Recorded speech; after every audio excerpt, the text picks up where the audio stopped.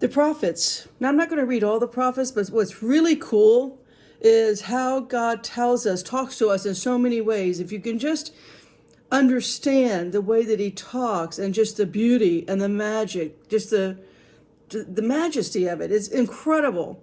So, the four major prophets, Isaiah, Jeremiah, Ezekiel, and Daniel, right? And of course, there's minor prophets, and I'm not going to go through their lives, but I just want to summarize these prophets right here so that we can understand their timeline. I'm going to talk a little bit about their lives, but I want us to really point out what we're really looking at here. Isaiah, and I'm going to read to you why, but Isaiah is the prophet of water. And there's going to be a time where there's simply no water unless God declares there's water. We're going to read about that in Isaiah's life. But then we're going to go to Jeremiah and find out he's a prophet of snakes, meaning getting rid of the poison of snake venom, getting rid of poisonous serpents. Jeremiah is the prophet of snakes. Then we go to Ezekiel. And Ezekiel is the prophet of the angel with the sickle, the angel of death. We're going to read about that. What's more interesting, you can see this is where we are, right? The water's drying up all over the world. The rivers everywhere are dry, if not completely bone dry in areas. The snake venom, that's what COVID was. It was snake venom. And as there's going to be more snake venom, they're going to aerosolize it. How do you say that word? Aerosolize? It'll be in the air. It'll be in the water. It'll be everywhere because Ezekiel warns us about it, right? But then we come to Ezekiel. So we've already got a water situation and a snake venom situation. The angel of death is going to be called upon in the end days. But what's more interesting, think about Daniel. Daniel is the transhuman prophet. Why? The king became a wild beast. He became something other than human. He became some hybrid something or other. But what did he do? He ate grass and insects for food. Now, do you find that interesting? Because I find it terribly interesting.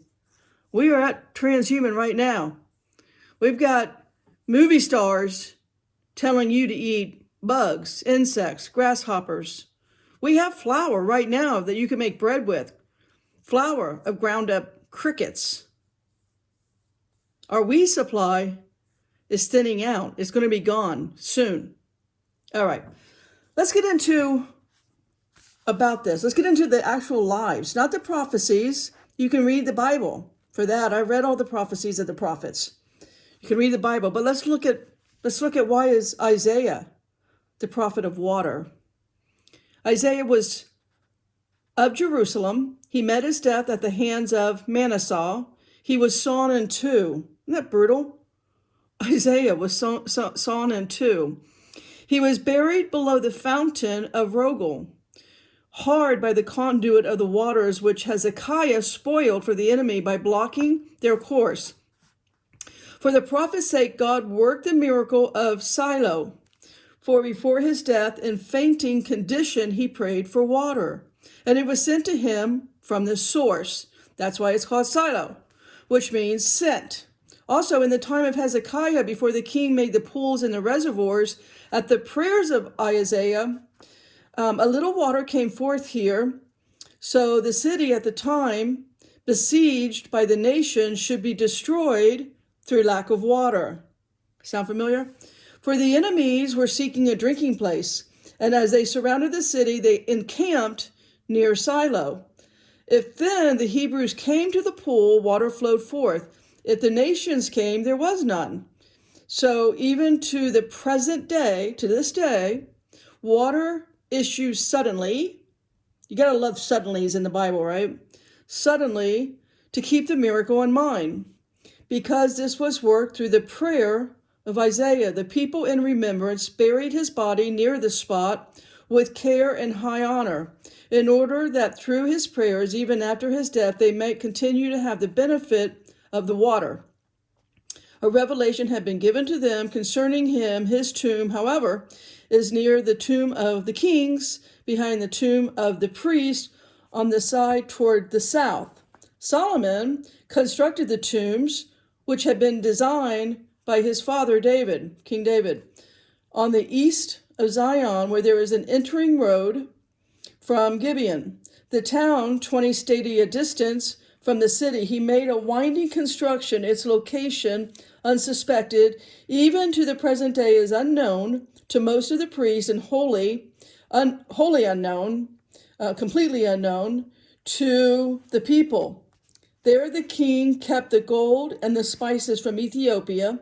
When Hezekiah showed to the nations the secret of David and Solomon, and defiled the bones of his ancestors, therefore God laid on him the curse that the descendants should be in servitude to their enemies, and God made him to be childless from that day. All right, so now let's read about Jeremiah. This is really interesting. Jeremiah, he was of Anathoth, and he died in Tahpanhes in Egypt. Jeremiah was stoned to death by the Jews. He is buried in the place where the Pharaoh's palace stood, for the Egyptian held him in honor, because of the benefit which they had received through him, Jeremiah. For at his prayer, the serpents, which the Egyptians called Epoth, departed from them. And even at the present day, the faithful servants of God pray on that spot. Taking the dust of the place, they heal the bites of serpents. We're going to be needing some of that dust. You think they'll import that? We have been told by the children of Ptolemy, aged men, that Alexander of Macedonian, when he stood at the place where the prophet was buried, he learned of the wonders which he had worked. Alexander carried away his bones, Jeremiah's bones, to Alexandria, placing them around with due, proper, high ceremony.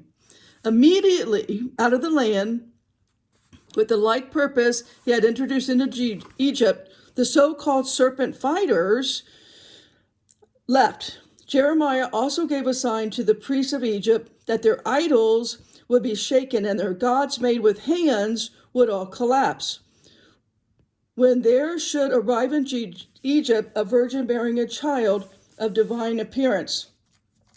And Jeremiah goes on, it gets longer, but the Lord departed from Sinai into heaven, and he will again come with might. So Jeremiah here is also predicting the second coming.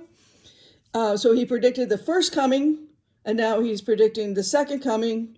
And you can read all about that. But I like the end of it, where it says, a cloud then covered the name, and no one knew the place, nor can writing be read to the present day, and even to the end. The rock is the wilderness where the ark was first between the two mountains on which Moses and Aaron are buried. And by night there is a cloud, as it were of fire, according to the primal ordinance, that the glory of God should never cease from his law. And God gave the favor of completing the wonder to Jeremiah, so that he might be the associate of Moses, and they are together to this day. Isn't that cool?